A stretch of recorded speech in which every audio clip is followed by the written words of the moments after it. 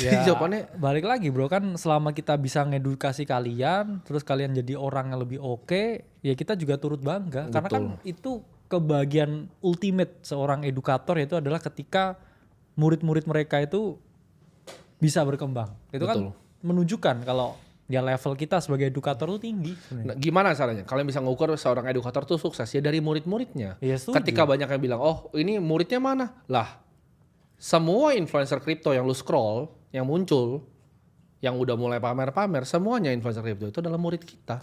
Terus ada yang bilang, oh ini react dong, begini, misalnya.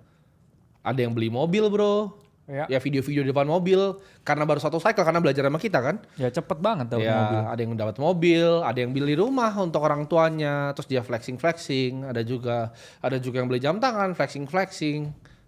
Terus ada yang minta, oh tanggapan lu sini, ngapain? Lah orang muridnya Aceh berarti kan muridnya sukses. Gue justru bangga. Ya bangga lah. Lihat yang belajar di dalam, mau buka kelas silahkan. Iya. Tapi ya nggak apa-apa gitu, baru satu cycle buka kelas ya nggak masalah. Ya bener. Yo swasta wes. Karena kan tujuan kita kan mendidik kan. Terus habis itu setelah itu Iya. mereka sukses ya kita happy. Dan setelah itu tuh bukan tanggung jawab kita lagi bro. Ya, jadi kita bangga. Misalkan kayak lulus sekolah nih kan. Lulus. Misalkan saya kan juga dosen dulu. Iya. Ya kan. Terus ada yang ngerjain skripsi gampang gitu kan.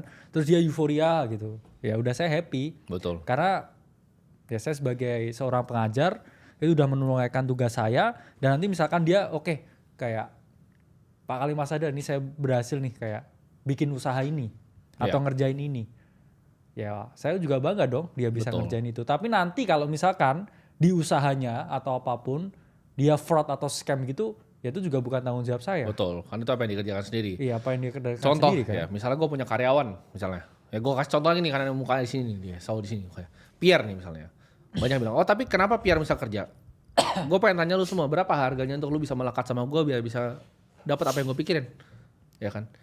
Dan misal suatu saat dia bisa lah bikin konten sendiri dan segala macam, jadi orang, ya gue nggak masalah gitu. Ya kalau Ikut Pierre, bangga kan? kita awalnya agak sedih ya kalau Pierre lulus dari sini. Iya, tapi jangan lulus dulu Pierre. Ya. Pierre jangan lulus dulu. Jangan graduate dulu. Iya, jangan graduate dulu. Tapi kalau misalnya ada murid, jadi kan dari dulu tuh selalu banyak yang bilang, mana murid akademi kripto yang sukses?